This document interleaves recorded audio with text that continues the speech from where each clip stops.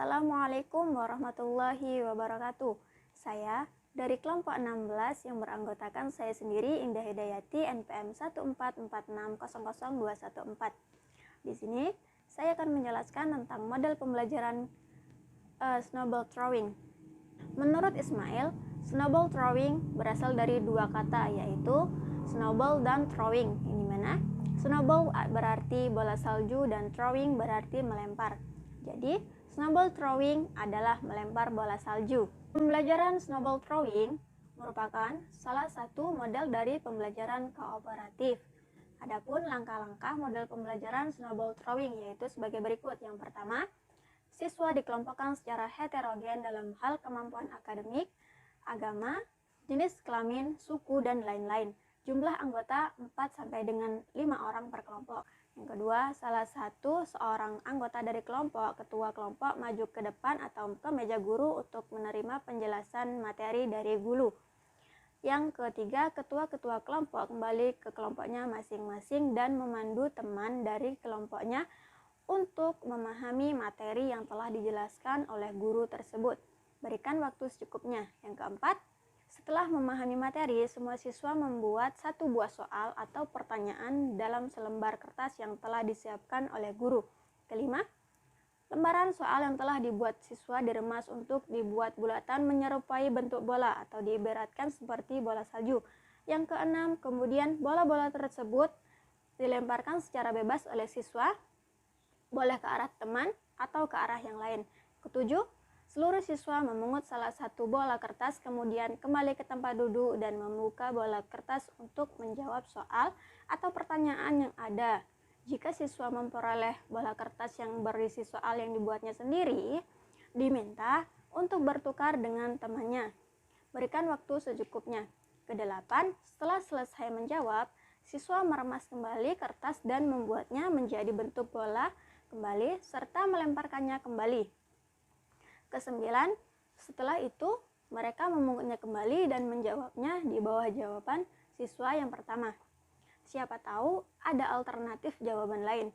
Kesepuluh, kemudian guru meminta salah satu seorang wakil dari masing-masing kelompok untuk maju ke depan kelas dan membacakan jawaban soal pada bola kertas yang dipegang. Kemudian siswa lain diminta untuk menanggapinya.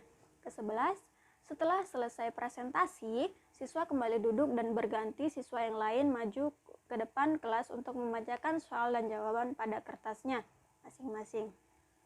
Demikian seterusnya sampai seluruh siswa membacakan bola kertasnya. Jika waktu memungkinkan, jika tidak, cukup wakil saja. Ke-12, guru menyampaikan penegasan materi. Ke-13, guru memandu siswa untuk menyimpulkan materi. Ke-14, guru mengadakan evaluasi untuk mengecek sejauh mana siswa memahami materi. Perlu diketahui, dari berbagai literatur, sintaks pembelajaran snowball throwing dapat bervariasi. Misalnya, untuk nomor 7, tidak semua siswa membuat soal atau pertanyaan, melainkan dalam satu kelompok hanya dibuat satu bola atau bola salju, kemudian bola kertas dilemparkan kepada kelompok lain, dan masing-masing siswa dari kelompok yang mendapat lemparan kertas atau bola kertas menjawab secara bergantian. Kemudian, adapun prinsip teknik snowball throwing. Pada dasarnya terdapat prinsip yang perlu dipahami ketika melakukan metode pembelajaran dengan snowball throwing ini. Berikut adalah prinsip yang didasarkan pada pernyataan Rohman. Nomor 1 yaitu siswa harus berperan aktif dalam pembelajaran ini karena model ini memiliki sifat pembelajaran aktif atau active learning. Yang kedua, siswa diharuskan untuk bisa berkolaborasi bersama dengan grup belajar dan bisa beradaptasi dengan lingkungan karena snowball throwing ialah salah satu dari lingkup model pembelajaran kooperatif. Ketiga, guru harus bisa melaksanakan dan membangun aktivitas belajar yang partisipatoris, yaitu penanaman kebiasaan. Yang keempat, guru diharuskan bisa melakukan pengajaran dengan cara reaktif yang biasa disebut reactive teaching. Kelima, saat proses dan aktivitas model pembelajaran snowball throwing harus dilaksanakan dengan ceria yang biasa disebut joyful learning. Adapun kekurangan dan kelebihan.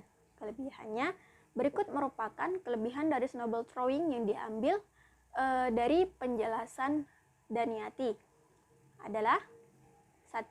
Mendorong semangat belajar siswa. Kedua, siswa lebih proaktif dalam belajar. Ketiga, bisa menumbuhkan keterampilan kerjasama dan diskusi pada siswa. Keempat, siswa bisa semakin percaya diri dalam lingkungan sosial masyarakat yang berbeda pandangan.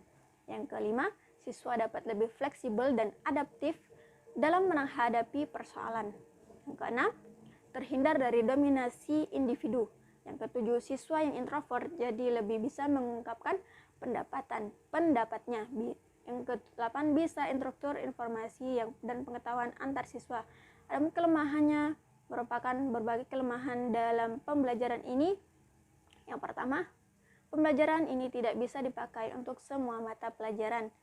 Kedua, informasi dan pengetahuan yang bertukar hanya sebatas pada kalangan siswa. Dapat kita simpulkan manfaat dari adanya pembelajaran snowball throwing adalah agar ruang kelas bisa lebih hidup, menyenangkan, dan ceria.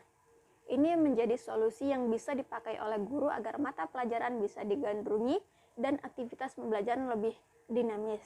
Namun, dalam aktivitasnya pembelajaran ini bisa mengakibatkan kehebohan dalam ruang kelas, sehingga bisa mengganggu kelas lain yang sedang melakukan kegiatan belajar mengajar. Guru diharapkan bisa lebih bijak dan memberikan pengertian yang baik kepada anak didiknya. Terima kasih. Hanya itu yang dapat saya sampaikan. Saya akhiri. Wabillahi taufiq wal hidayah. Wassalamualaikum warahmatullahi wabarakatuh.